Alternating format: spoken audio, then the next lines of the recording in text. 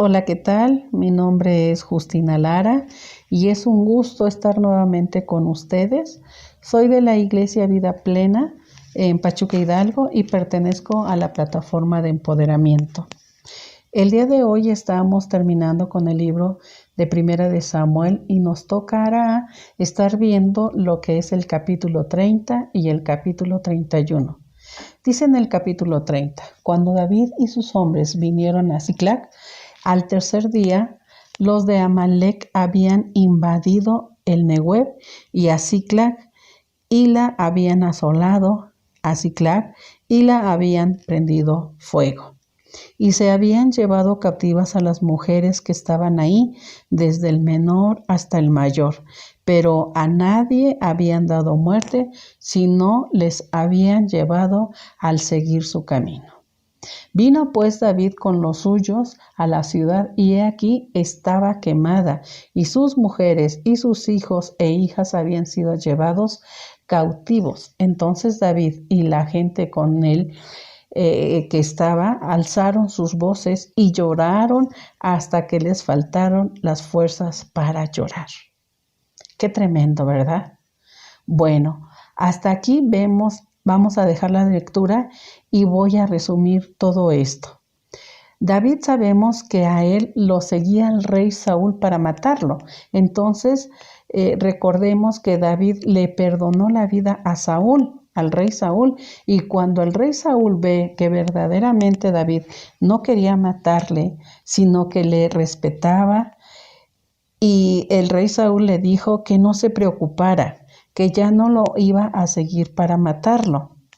Pero fueron muchas veces las que Saúl le había dicho a David que no lo haría, pero el rey Saúl no cumplía con lo que había pactado. Entonces David decide separarse del rey Saúl y se juntó con los filisteos e hizo alianza con ellos. Él se tuvo que ir a otros pueblos donde pues adoraban a dioses ajenos, y al mismo tiempo se separa de Dios. Muchas veces nosotros nos separamos de Dios cuando nos sentimos presionados por los problemas que se nos presentan. Y muchas veces tomamos decisiones sin consultar a Dios y posteriormente hay consecuencias. Las consecuencias para David fue la pérdida de su familia y las familias de los que estaban con él. Esa prueba amarga trae a David de nuevo al Señor y efectúa una verdadera restauración a su vida. Muchas veces tenemos que pasar por sufrimiento como le pasó a David para poder venir nuevamente al Señor. Por ejemplo, ahorita con la situación que tenemos en el mundo, nos está haciendo voltear a ver el rostro de Dios y poder depender de Él. No hay nadie más a quien ir más que a Dios. Muchas veces estamos consultando otras cosas, ¿verdad? Como es en el caso de Saúl, que estuvo consultando a divinos. Y vemos que David se arrepiente y nuevamente toma esa comunión con Dios. La gente que estaba con David quería apedrearlo. Estaban desesperados de ver cómo por estar con David su familia había sido secuestrada. Los amalecitas perdonaron las vidas de sus familias, no porque eran misericordiosos, sino porque las mujeres y los niños tenían un valor como esclavos. Ellos probablemente tenían el propósito de enviar lo mejor a Egipto para la venta. Por ese motivo, los que estaban con David tenían temor de saber que su familia podría ser vendida como esclava. A David no le quedaba más que buscar de Dios, y él reconoce que buscando a Dios todo esto sería mejor. Aquí David consulta a Dios. Él le pide al sacerdote Abiatar, que era el único que había quedado vivo, que le trajera el efod, el cual contenía el Urim y el Turim, que fueron diseñados por el Espíritu Santo para que pudieran recibir dirección del Espíritu Santo. En el capítulo 8 dice: y David consultó al Señor diciendo: ¿seguiré esta tropa? ¿La podría yo alcanzar? Y él le contestó: síguela. De cierto, la alcanzarás y sin falta rescatarás a todos los cautivos. Cuando dice el Señor que contestó a David es una de las declaraciones más hermosas que jamás podría ser hecha.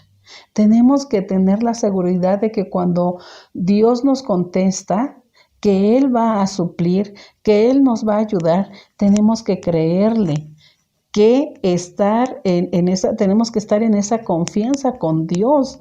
Nosotros nos tenemos que arrepentir como se arrepintió David. Y vemos que en los próximos versículos Dios le da la victoria a David, porque David confió en Dios, pudo restaurar su comunión con Dios. Nosotros tenemos que tener esa comunión con Dios, y tú has perdido tu comunión. Si tú has perdido tu comunión con Dios, yo te animo que regreses a esa comunión tan hermosa que es con Dios, y Él te dará la victoria en todas las situaciones difíciles que has pasado. Y bueno, también en el capítulo 31 es la muerte de Saúl. Y he aquí que vemos la diferencia que hay entre David y Saúl, ¿verdad? Él le contestó, síguela. A David, David le decía, Dios le dijo a David, síguela. A la gente que estaba, o que tenía, mejor dicho, de esclavo, o a su familia secuestrada, ¿verdad? Él le contesta a David que la siga. Mas, sin en cambio, aquí podemos ver que con Saúl es todo lo contrario. En el capítulo 31 dice que es la muerte de Saúl. Fue muerto por los filisteos, y fueron muertos también sus hijos y toda la gente que estaba con él. Si Saúl se hubiera rendido totalmente al Señor desde hace tiempo, los filisteos hubieran sido derrotados y esta batalla nunca hubiera tomado lugar. Podemos ver que cuando nosotros nos separamos de Dios, como lo hizo Saúl, él no consultó a Dios. Muchas veces tomó decisiones por él mismo. Saúl hizo todo lo contrario a David. El Espíritu Santo se apartó de David, mas sin en cambio no se apartó de David. El Espíritu Santo se apartó de Saúl, pero no se apartó de David. Y en una desesperación, Saúl, de ver cómo los filisteos venían acabando con todos ellos, él le dice a su escudero que saque su espada y que la traspase a él para que lo matara.